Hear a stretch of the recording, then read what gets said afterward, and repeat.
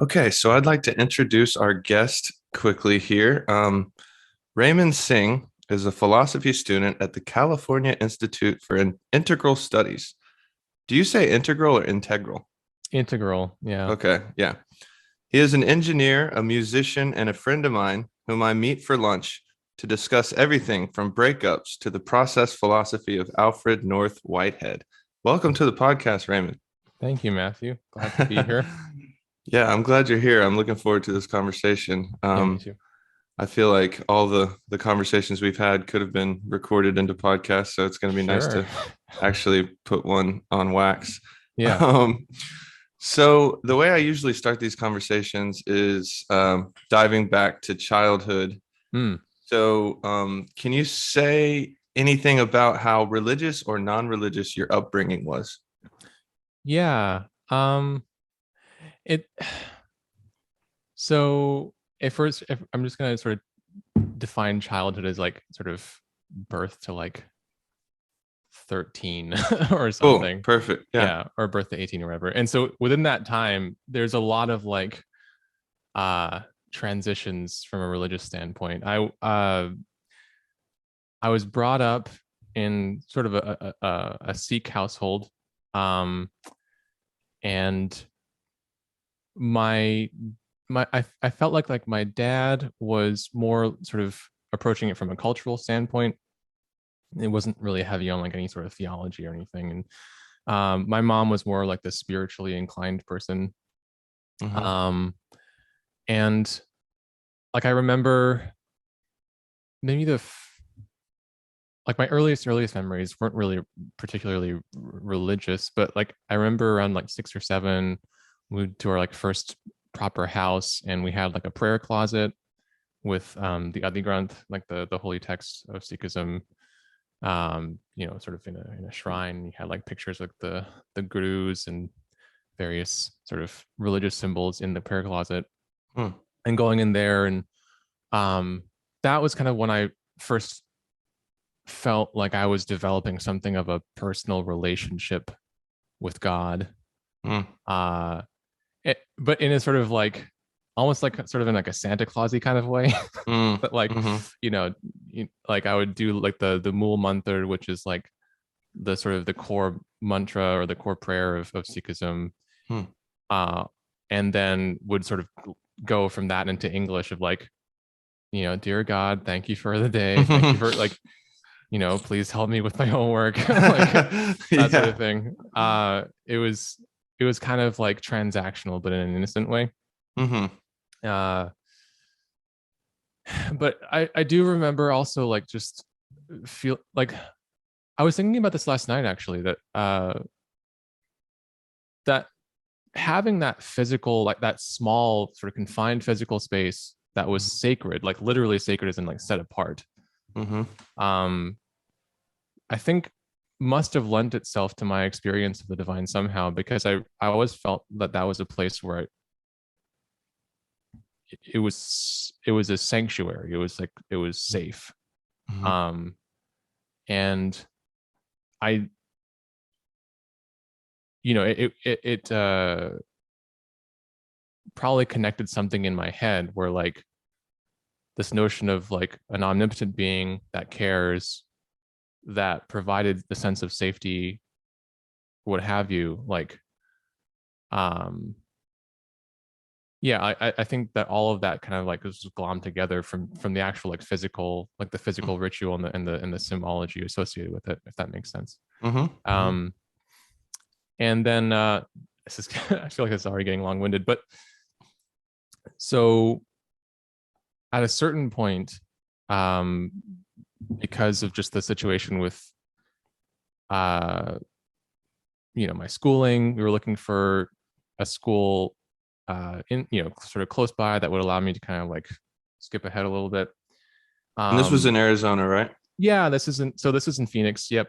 I basically, that's basically my hometown. Hmm. I was born outside the country, but I we moved to the States when I was like 3. So Mm-hmm. yeah, so ended up going to this sort of small, Protestant Christian or Seventh Day Adventist private school, um, you know, and I went there from time I was maybe 7 or 8 through high school, and by the time I left and started university, I considered myself a Christian. Um, and so like maybe at a surface level, the trajectory was sort of from culturally or like nominally Sikh to kind of exploring and finding a way of deepening my relationship with the numinous or the divine, Mm-hmm. to feeling like Christianity offered a better or a more maybe a more tangible narrative or symbol system, Mm-hmm. and going in that direction instead. Sort of the arc of my childhood. Yeah. That's nice.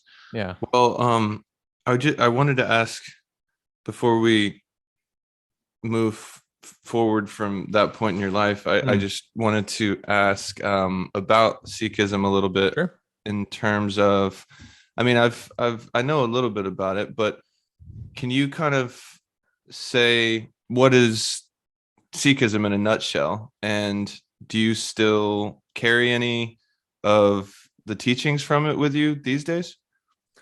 Okay. So yeah, let's see if I can do this. So Sikhism emerged in India at a time where there was a lot of, let's say, division between the like sort of Muslim and Hindu cultures, Mm-hmm. um, politically as well as just sectarian wise. Mm-hmm.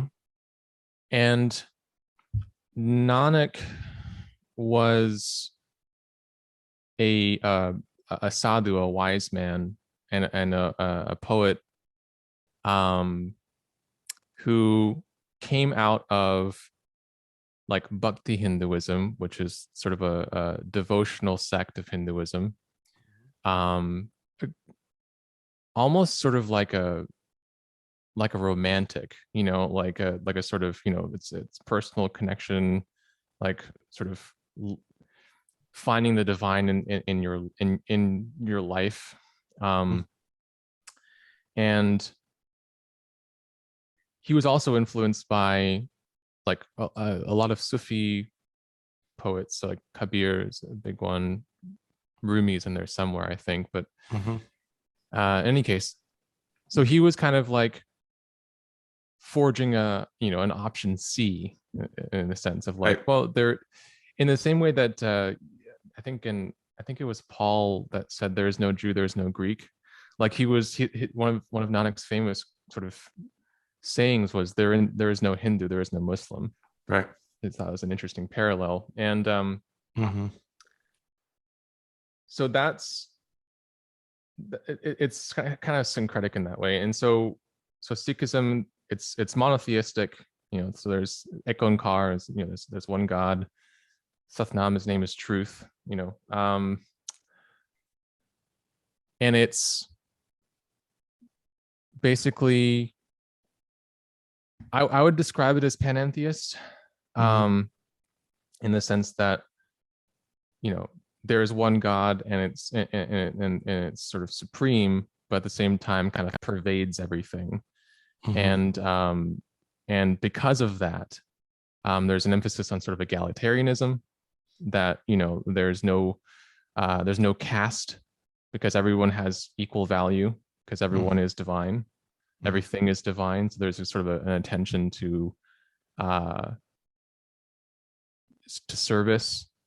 Service is probably what Sikhism in the mainstream is known for most, I would say, besides like the articles of faith, the turban and like the bracelet and Mm-hmm. all that stuff.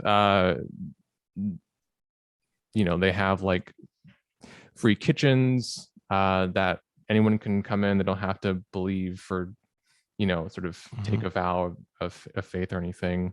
And the other thing was that so that was Nanak. That was like the first guru, the first teacher. It had a succession of 10 gurus, and by the end, because of a lot of persecution by the sort of religious political powers at the time. This was like around the 1500s, I think. And it sort of, maybe a little bit later than that. By the end of that sort of succession of 10 gurus, Sikhism had sort of transformed from a more philosophical, poetic revelation or way of life to something that was more organized and more militant, in the sense that it was focused just as much on, not just as much, but it was focused on sort of defense and like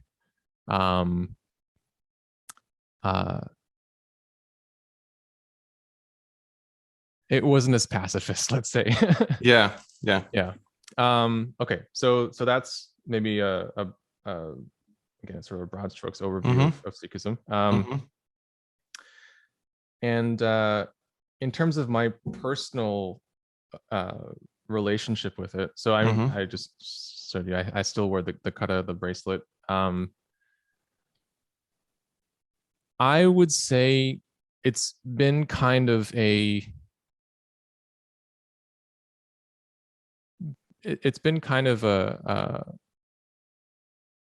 cyclical journey of sorts that I initially viewed it, growing up as just, again, this is my culture. Everyone has like their approach to life, their approach to God, and this was my family's, this is mine. And but eventually, like, part of the appeal of Christianity that I thought that at the time, like Sikhism did not have was, well, first of all, I sort of had negative associations with it just from my experience, at the temple sometimes, my experience at home, and also I think that the language barrier was a big part of it too. That like because it even though it was like Punjabi, so it was a language that I was somewhat familiar with, it still felt kind of alien and impersonal to me. And so I gravitated sort of elsewhere. And but after kind of going through through Christianity, through kind of just my own personal search for the last however many years, probably a decade now, almost a decade,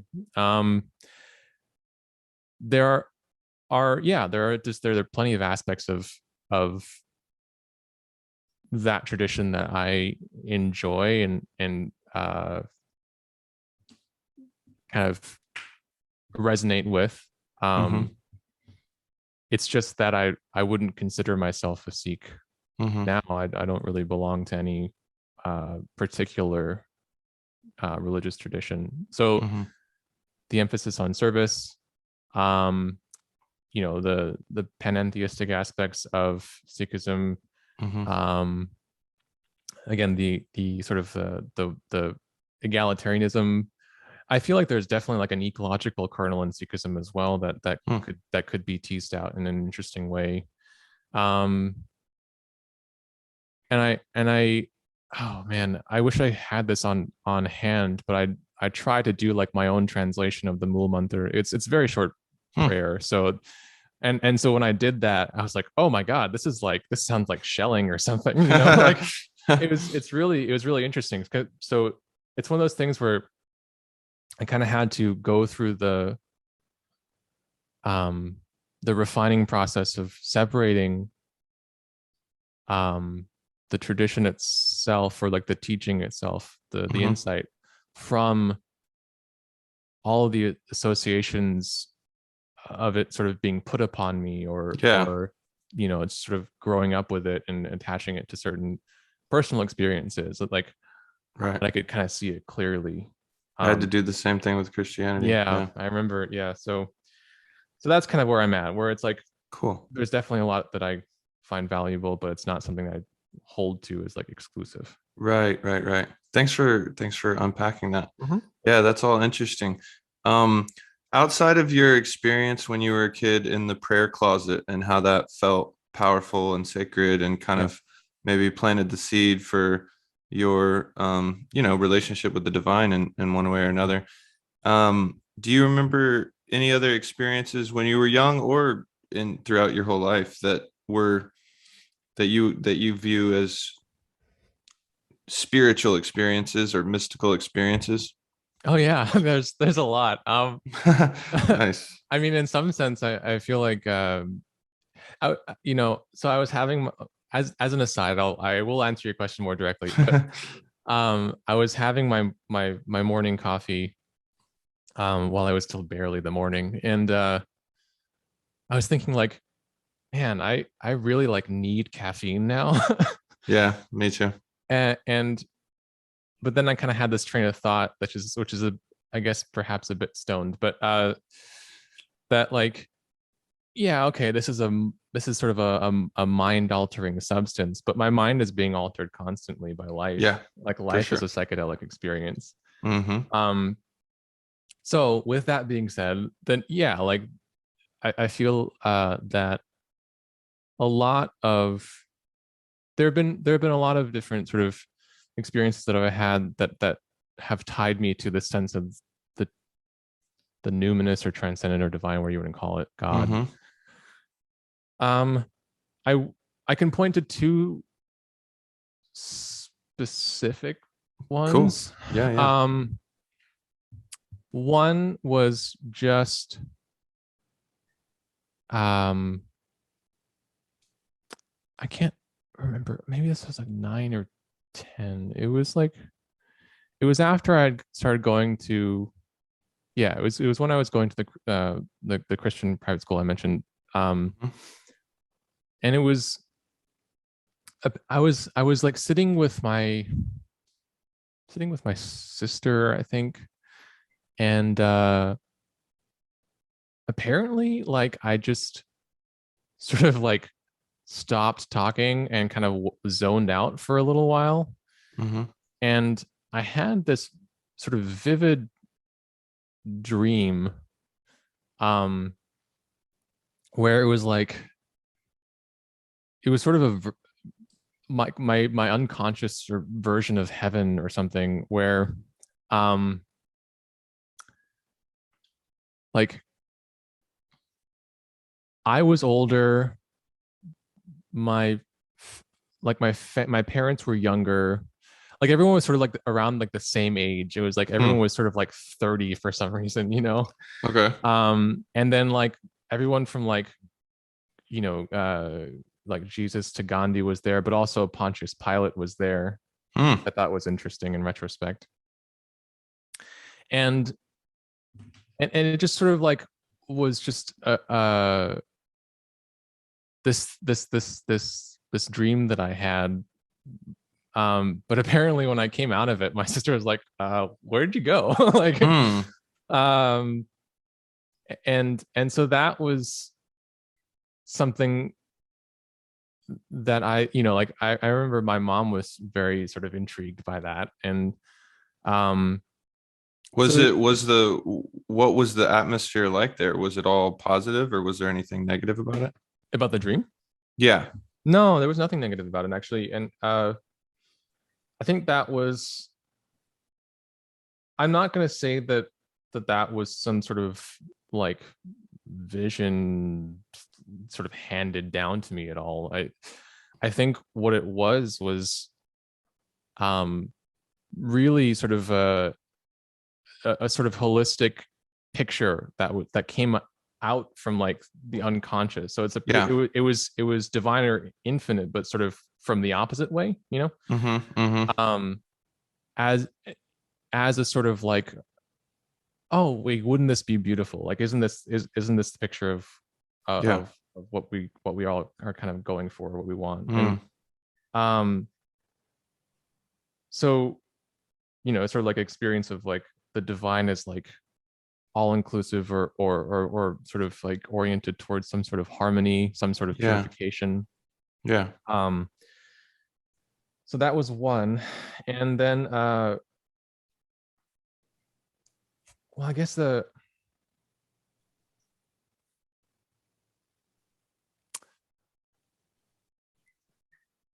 I suppose the second experience I was thinking about is more like a sort of a swath of experiences where um when I was a Christian, this would happen a lot where I would be in Bible study, like just personal, like I'd go to a coffee shop and like just start reading, Job or whatever. Hmm. Um, and I would get this sense every now and again of just like being with, like, it's like just me being with like Jesus as a rabbi just at the coffee shop. Mm, It just like this deep sense of like personhood, yeah. that or feeling guided. um and that would sort of be reflected in little things too, like synchronicities, little sort of like senses of like, oh, that's interesting. I things connecting in a way that I didn't necessarily plan. Yeah.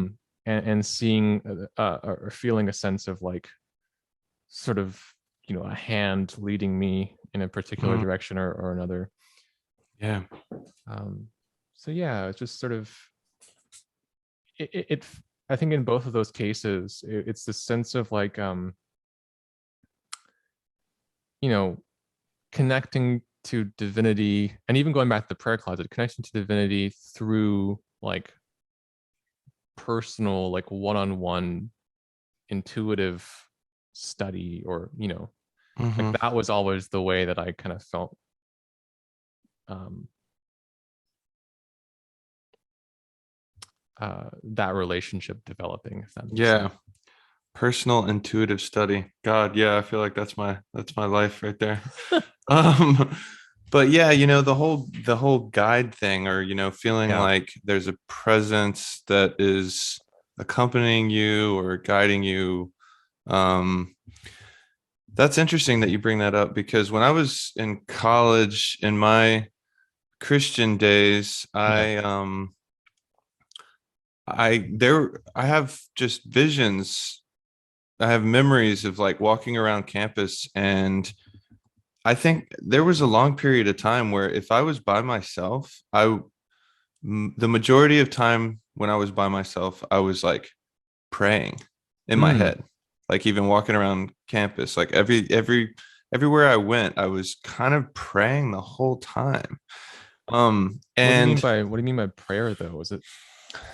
yeah, I mean it's much different from how I pray these days, because Mm. back then I did have way more of this conception of like a personal um entity that I was communicating with, Sure. and I don't necessarily have that sort of vision of the divine these days, but I will Yeah. say that I've been just more curious about that side of things again, because um I it's hard for me to imagine uh God as an entity that personally just kind of like zooms around going to everybody one to one, you know what I mean, like Sure. and that's not what you're saying Well, I either, gotcha. but Yeah. but yeah, so that sort of thing is like, no, that doesn't make sense. But it's also, I keep my mind pretty wide open about this sort of thing, and experientially, for myself and people all throughout history, I mean, Mm. many people from all corners of the world throughout human history seem to have had experiences that felt like there was a divine entity communicating with them in some way, Hmm.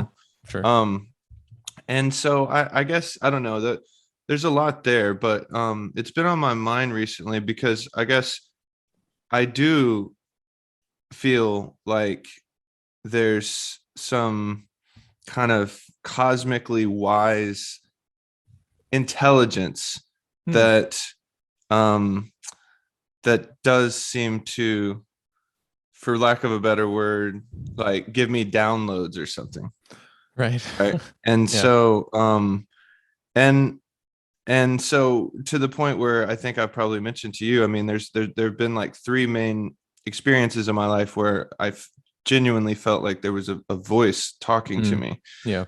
And of course that could have been my unconscious or something, but it didn't feel that way. It didn't really feel that way. But yeah, anyways, those are just kind of some random thoughts about that sort of thing. Yeah. Do you have any other thoughts about that? Well, yeah, so it's interesting because like I feel like both of us have kind of touched on this sense of, well, it's like it feels like it's coming from somewhere else, and maybe it could be the unconscious. And Right. like I kind of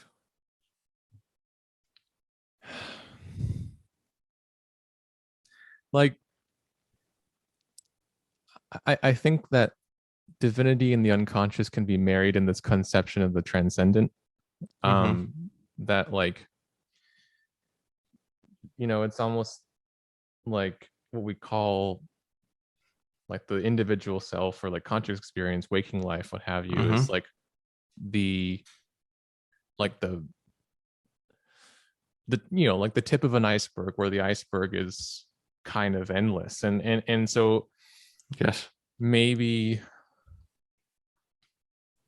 like I'm kind of, it's almost, there's something kind of uh, like Jung's conception of like the self archetype, or Mm-hmm. as going back to like the one, or um like Brahmanatman, or like there like where, or even Plotinus, like, so like where you have like individual manifestations of people waking life, whatever, and then the further back you go, the more layers Mm-hmm. deeper you go, it's kind of like you are approaching what many people have called the divine. And so Yes. like at a certain point, maybe it's like semantic, you know Right. Right. um and that, I like I feel like a one way to view the unconscious is like it's a combination of the sort of the a priori structures of mind, Mm-hmm. because I know you've been reading Kant. Yeah. um uh and uh you know cultural influence, genetics, um the sum total of your experience to that point that has sort of submerged and sunk into you as part of yourself, and all that's coming from outside of you.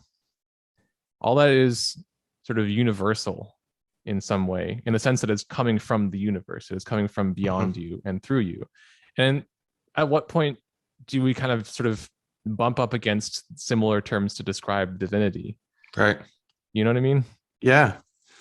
Yeah, well, I think that this is a good little bridge because I know Hmm. you've mentioned panentheism a few Yeah. times, and I did want to talk about that Hmm. explicitly.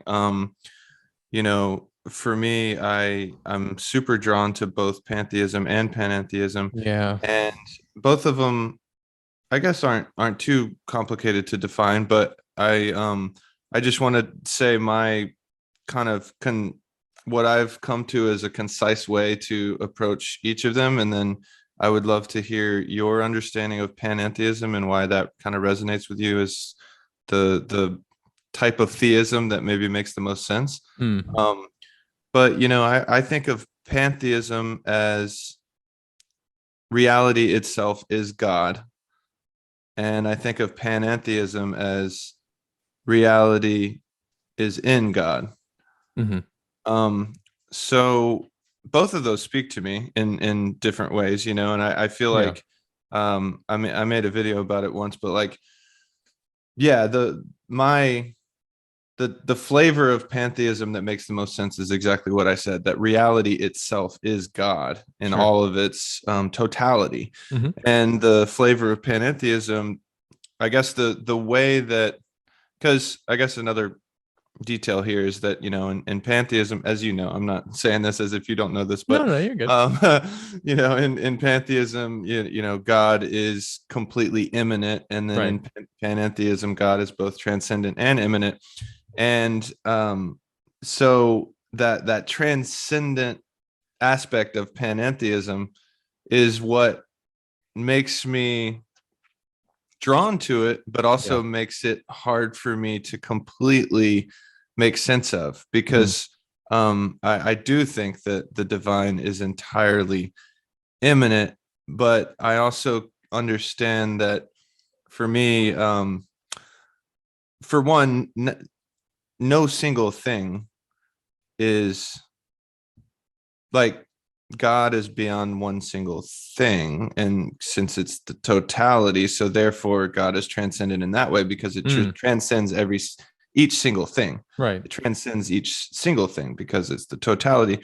And also it transcends all of our symbols and concepts. Right. The Tao that can be named is not the eternal Tao. Yeah. So yeah, so I want to hear what you have to say about all that. Oh gosh. Yeah, so it's funny because like I know we were talking about Spinoza a little bit ago, and I've been like well, appropriately. I don't know if you can see this. Yeah, so Gilles Deleuze is Love one it. of one of my like just he's probably top three for me. I've been really going back into him recently, and he's Cool. basically I think he called himself like a neo-Spinozist. So it's like Hmm. there's a line that goes from Spinoza to like Spinoza, Nietzsche, Bergson, Whitehead, and then Deleuze. Hmm. Anyway, so a lot of what he talks about involves this sort of like imminent ontology, like that reality does not necessarily have a transcendent aspect to it. Mm-hmm. And so I myself, I definitely waffle between like panentheism and pantheism. Okay, now pulling out of the weeds. I said all that besides burning off excitement to say that that I've been thinking a lot about the relationship between the imminent and the transcendent Mm-hmm. recently, and it's something that we touched on in one of our last conversations, that like there are multiple ways of conceiving transcendence. Yes. It's I think there's a sort of a traditional sort of theistic view that like the transcendent domain is somewhere up. It's like up down Right. hierarchy, Right. almost despotic in a way. Yeah. And you know there are also sort of lateral transcendences, where there is something formal that occurs by virtue of like sort of new combinations of things, Mm-hmm. that sort of becomes part of the past and informs the future. And in that way, there's a transcendent quality in which it's not just sort of like mechanically things hitting other things. And I feel like there's a third way of conceiving transcendence that you mentioned, where it's that which is always sort of like exceeding our language for it, or that which Mm-hmm. is our sort of like beyond um you know the totality of things. um and I would conceive of that as sort of like a creative impulse, or like eros, like a desire, something that's like just sort of constantly just sort of like bursting through. um Yeah. and so, but those are all like very like sort of like plainer, like again sort of like just worldly Yeah. versions of transcendence, which I think that's kind of where I'm it's kind of where I'm at right now. Mm-hmm. um and the other thing is that like when we talk about panentheism, like the theos aspect of it, um like why don't we say Panentheism? Like what what gives the transcendent a personal quality? Hmm. And I think for me, it's the fact that if if part of what the universe is doing, or nature, um, is has personhood, Yep. right? Then there is a version, or like a reference frame, or like a some way of conceiving what it's doing, wherein it is personal. Yes. Yes. And so that's why I kind of sort of describe my or can describe my view as a version of panentheism, where it's like lateral transcendence, mostly immanence, somehow personal. Yeah. Like, No, I love that, and it reminds me of Aurobindo, and I think yeah, it was Ramakrishna, maybe, who both of them, among other really wise Indian thinkers, for real, like said that, the divine can express itself in both. I mean, I guess it goes back to, what was it? The two forms of Brahman, mm, near guna and something else. One of them is seeing Brahman as personal, basically, yeah, and one of them seeing Brahman as completely featureless, right, you know. yeah, And I think that having a notion of both is probably useful because of how you just described it, because there is obviously an element of personhood in reality as it manifests. yeah, And um so yeah, I like what you're saying. That's cool. Okay. yeah. And I also like, this is a tension that I have of, like the balance between wanting to kind of seek like sort of this integral, unified understanding of things, and Mhm. a sense of like oneness, and on the other hand, like, kind of mentioned it yesterday, that like there is a sense in which a conception of oneness, like if you're obsessing over it, it can be kind of fascistic in some way. Yeah. um and uh and if we're talking about this transcendent quality to nature, or the all, what Hmm. have you, where it constantly sort of escapes or eludes any sort of final conception of itself, Yes.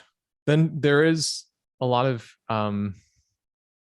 there's a healthy aspect of the approach in which you can kind of just contain multiple conceptions of the same thing and just bounce between them. Yes. You, I don't think we're ever really supposed to arrive. If we ever sort of arrive at a full conception of the way things are, then that would imply that nothing is like, there wouldn't be any sort of novelty or change after that Right. conception. Right. Right. You're looking at Yeah. one universe. Yeah. Yeah. I mean, this is different, but also somehow links to it. But like just the notion of awakening or enlightenment, some people, I mean, most people don't, but some people seem to think that it's that you arrive there and then that's it. And it's like, for me, Mm, it's like, no, no, no, no. yeah, Like I mean, any awakening has to be ongoing. You can't, in my mind, like I think so. Yeah. you can't have an awakening and then the next day you, awakening means nothing yesterday to me, or not nothing, but like, if awakening is not present, then the awakening of yesterday is dead. Yeah. Yeah. And it's almost similar, like in Christian circles, of like some Christians thinking, oh, all I have to do is accept Jesus as my Lord and Savior, and then, oh, that's it, that I've arrived. And Sure. then other Christians are like, no, no, no, that's not, it's not about that, it's about like actually the ongoing relationship that you have and how it transforms your life and stuff. Yep. um Yeah, absolutely. but I actually didn't plan to ask you this, but I'm glad I thought of it, because I remember one of our first conversations, I think, You mentioned, I can't remember the example you gave, but somebody that you knew had, I think, had brain damage, maybe. Oh yeah, yeah. It was a And stroke. okay, Yeah. and you were saying that that was one that was something in your life that made you shift away from thinking about some sort of like, Hmm. I don't know, things related to soul, Yeah. afterlife, that sort of thing. Yeah. And, I mean, there were several years in the last decade that I didn't really think about the afterlife at all because I just, for some reason, had settled into the feeling that it's probably unlikely that there is some anything like an afterlife. You know what I Hmm. mean? Um, but my mind has been reopened about that sort of thing, and I have, done a lot of research with near-death experiences, and I've read some Mm. books about NDE, and it's just endlessly fascinating. Sure. The parallel stories that people from all over the world, from thousands of years ago, Yeah.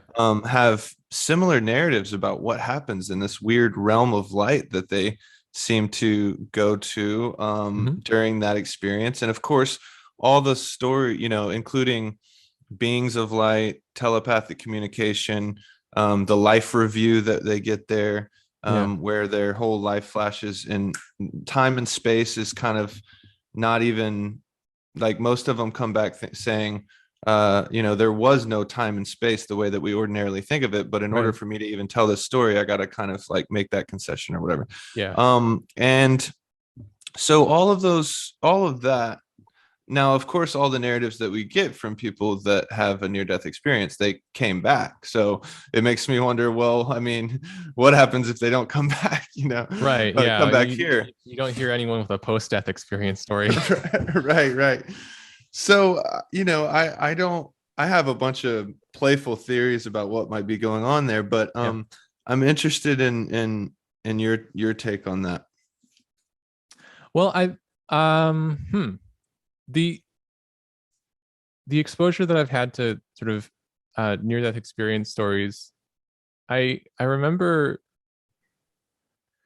something about like how your body or your brain sort of like floods itself with chemicals Hmm. um while that process is happening, Hmm. um to the point where like it's almost as if you're going on like a, again, like sort of like a psychedelic trip, Yeah, but it's sort of like internally driven. yeah, um and I don't think that like anything personal, like you sort of like, again, sort of individual yeah. survives after we die. Hmm. um but at the same time,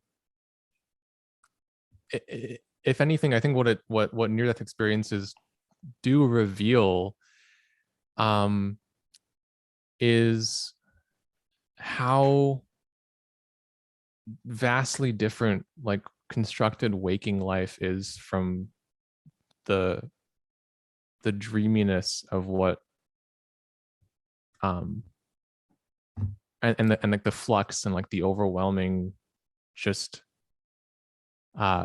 fact of reality is sort of like coming underneath that, if that makes sense. So like Yeah, like the gross realms and the subtle realms or something like that. yeah, yeah, like like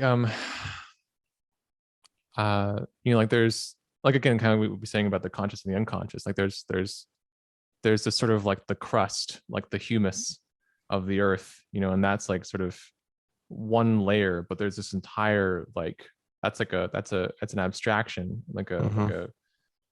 a grid and a picture of what's actually available to experience. And Yes, yes. one I think one thing that a near death experience, from what it sounds like, does for people is it sort of just rips the layer off. Hmm. It's like, okay, here's what's actually going on.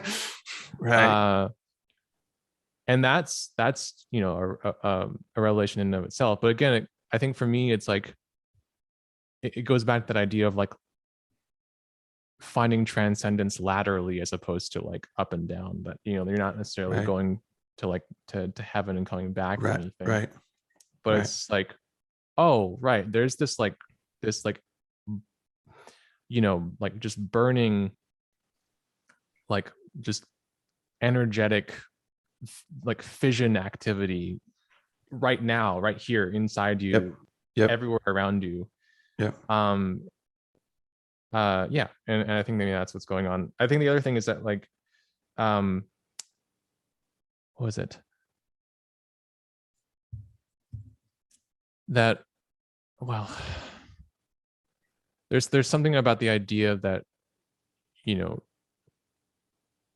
we are on a trajectory towards death, every one of us. And when we are really sort of confronted with that, Mm-hmm. there is something about like the givenness, or like the eternal, like the sense of like the waking life being eternal, like tomorrow is just going to be tomorrow. It's Mm-hmm. always going to be there. It's going to be the same, predictable, Mm-hmm. Mm-hmm. determined, maybe. That gets sort of obliterated when you are sort of faced with like your own mortality. Yeah. Yeah. But again, that's not necessarily me speaking from experience. That's just sort of like Mm-hmm. conjecture based on what I've Yeah. heard. No, I appreciate that. Those are some cool ideas. I think in the next, we have about 10 minutes left. Oh yeah. And what is coming up for me in relation to what we were just talking about Mm-hmm. is that the majority of the stories that I've heard and read and watched from people who have had these near-death experiences is that there's this huge emphasis on love, Mm, and they claim that either one light being who is talking to them, or sometimes more than one light being that is telepath. It's never verbal communication, it's always telepathic, instantaneous telepathic communication. hmm. And what they say is that this light being or light beings is mainly concerned with whether they live their life with love. Yeah. And they say that there's never any judgment. It's never like, I can't believe you did that, or, there's never anything harsh about it. It's just Right. this simple question that the light, I sound so stupid saying the No, no, light no. being, but that's just the story. The space Um, elves. yeah. Just go full So yeah, Terrence McKenna. the machine The elves. Sheen elves. That's right. Yeah. Um, yeah. So like the light beings are kind of inquiring to the person about, well, in relation with the life review, because they say that all of the moments that they've ever experienced flash in this instant, and not only are they re-experiencing all those things, but they're re-experiencing it through their eyes and as the person, as other people too. So for Mm, example, like a memory between that person and their mother, yeah. they're experiencing it from the mother's whole embodied emotional viewpoint as well, and feeling everything that the mom felt too. And so Mm, there's this like heightened empathy and stuff, yeah. and they come away, with this bigger kind of awareness of love and sensitivity and all that. And then they usually come back with this with love as kind of the guiding principle in their life. And so, obviously I think that love is extremely important, and I'm drawn to love as, in some ways, kind of the highest spiritual principle in a Mm, way. But at the same time, on like a cosmic level, on some of the stuff we've been talking about today, I wonder, like, I guess my question to you is, what's the relationship between love and the transcendent, I guess we could say? yeah. Hmm. I, I feel like there's a sort of an effusive and like an extensive quality to love. Um, where it involves like connection and multiplicity. Mm-hmm. Um, and so it's always sort of like proceeding from the one to the many in some way, Mm-hmm. forming new connections. and like those new connections change like the state of the world, Mm-hmm. so there it's transcendent in the sense that it's like it's ecstatic, it's escaping out, like sort of radiating. um and if we're talking about like like the like interpersonal love, transpersonal love, that sort of thing, that like Mm-hmm. there's something about that phenomenon or that like activity Mm-hmm. that sort of gives more dimension and like um more substance to the world outside you versus this sort of like maybe intense like solipsism or like Yeah, yeah. where it's like you're the only person that actually exists and everything else is Right. just sort of like an object for um yeah, it's just sort of you're just swimming Mm-hmm. through objects in the world. Right. And so I would, yeah, so like the relationship between the love and transcendence for me would be that like you know love kind of captures um this sense of going beyond and creating multiplicity and connection and relationship versus being this sort of static subject. And that goes both ways as well, I think, because when you're talking about like self-love, Mm-hmm. all of a sudden you're saying, okay, well, like you know which self is like you're kind of, you're like creating like a double within yourself, and so Mm-hmm. you're kind of like calling attention to your inner multiplicity. Mm-hmm. um and so yeah, either way you're just sort of like unraveling or unveiling like all the different sort of timbres, and the different sort of colors and the vibrancy of the world. Yeah. um Yeah, I like that. yeah, I don't know, that's That sort of makes an sense to me. idea. Yeah. Yeah. Yeah, that's cool. um yeah. Cool. Cool, cool, cool. Well, yeah, there's, just I just want to briefly say this because it's related to this question here, but Yeah. there's like this physicist and consciousness researcher named Tom Campbell. Oh, okay. And he's a strange guy, but Sure. he's got a 3 book series called My Big Toe, My Big Theory of Everything. Oh. and Right. and he's actually got a picture of an actual human big toe on the cover. It's kind of wild. But you know, he's got all sorts of interesting theories, and they're just kind of fun to think about. But basically, he says that there's what he calls the larger consciousness system, Mm-hmm. which the LCS, he says. There's Sure. the larger consciousness system that partitions itself, that's the language he uses, partitions itself into individuated units of consciousness. That's the phrase he uses. So the larger consciousness system partitions itself into individuated units of consciousness. And then those individuated units of consciousness, basically, I mean, some form of reincarnation. They're living the what is it? IUOC, individuated units of consciousness. It's kind of complicated, but Yeah. live from manifest into physical form from lifetime to lifetime, Uh-huh. and are evolving the larger consciousness system because Mm. they're actually not separate from the larger consciousness system. Right. And so by the way that they evolve, according to his view, is that they learn by being put in this physical world with a tight rule set, he says, right? It's like In like a this, series of constraints. yes, yes. Yeah. So in this physical world, having a tight rule set that forces them to have decisions that are, high stake decisions. Hmm. And by being put into this simulation, he would say, really, Mm. um, they evolve by lowering entropy. And the way to lower entropy is to become love.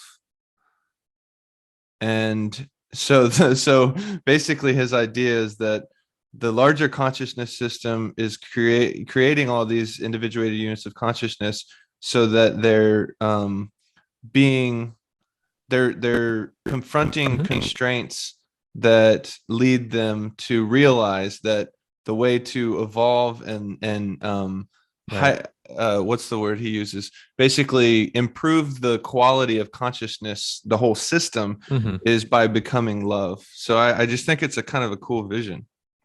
Yeah, that's interesting. I guess that sense of sort of driving evolution through constraint, Mm-hmm. um I think is something that I sort of enjoy thinking about. Um Yeah. and the ways in which constraints, well, I guess two things are kind of arising. One is the way in which sort of constraints kind of goad us into connection, cooperation, and maybe in that sense is what kind of what he's describing as love is, like, the this idea of like reaching out. Um Mm-hmm. and well, I guess the other sort of thing I'm thinking about is it kind of sounds like it's sort of socializing through play.